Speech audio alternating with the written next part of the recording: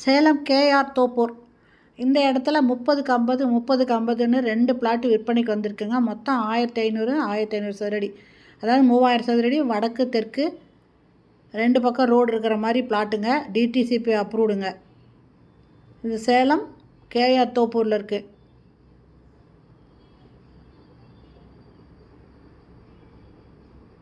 இது 2 பேர் தனித்தனியாக வாங்கிக்கலாம், இல்லை ஒருத்தரே இந்த ஃபுல்லுமே வாங்கிக்கலாங்க.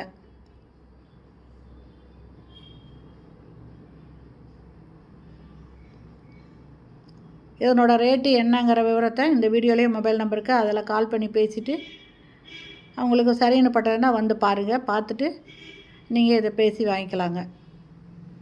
இந்த இடத்த தாண்டியும் நிறைய வீடுங்க இருக்குங்க.